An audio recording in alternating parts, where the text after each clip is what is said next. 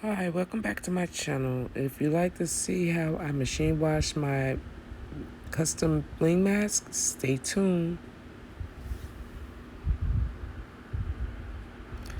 Hey guys, welcome back to Monique's House of Creations. So right here I'm just showing you my face mask and explaining to you the hand drew 6 and the feet are hand drawn, which is easy basically. And the rhinestones I use are 3mm, and 5mm. But basically the border of the mask and the 6 is bordered in the 5mm also. And I basically did the scattered method with whatever different sizes in the 6. And the space in the 6, within the 6, that's actually black rhinestones, which are scattered too. And the garment bag that I'm using, I had for a really long time. That garment bag has been through some things, let me tell you. So I did drop a link below in the description box for actually a face mask garment bag. Okay, so that is in the description box. I did safety pin it inside. This is me taking it out now. So that face mask, you can put inserts in. I got the face mask from Target. I think they were like 2 in a pack, maybe like $4 or something. Maybe 4 or 5, I'm not sure. And on the face mask, this face mask, when I first did it, I did use E6000. The liquid fusion, this will be my first time using it.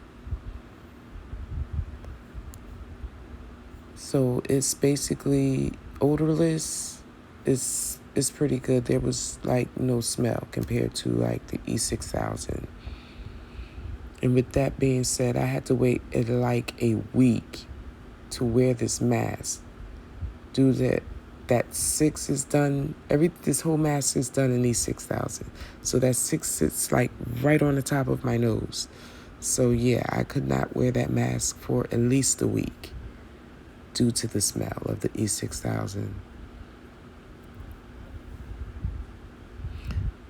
And this is me just replacing some of the stones, which I knew I used 3mm and 5mm. So that was just like, yeah, almost effortless. I just thought, like, being that I was putting it in a washing machine, that there would be a whole lot more stones that fell off. So I'm going to say good job, me.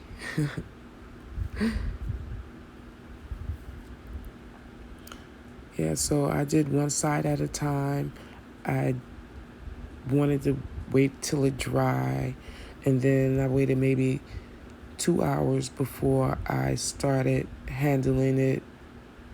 So I actually did one side, and then I stopped, and then flipped it on the other side and did the other rhinestones on that side, which wasn't much. And I think I waited, well, actually with this glue, I think it's 48 hours. You have to make sure there's a good cure,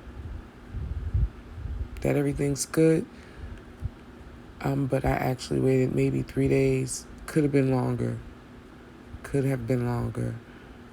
But I know it was definitely more than 2 days that I waited before I wore the mask, just to make sure the glue set.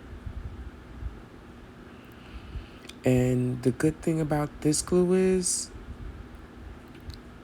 I have better control with it, being that like it's like a squeeze bottle and the tip is clear, and you can actually see where the glue is going to start at before it like just, you know how if you do this, if you use E6000 for anything, you basically know how it oozes out, and then you have to put the top on.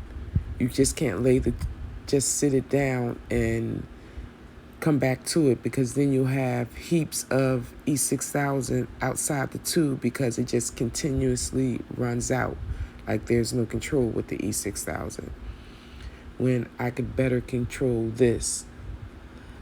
And another thing is it's basically it's in a bottle. So as you can see right there. So I definitely have to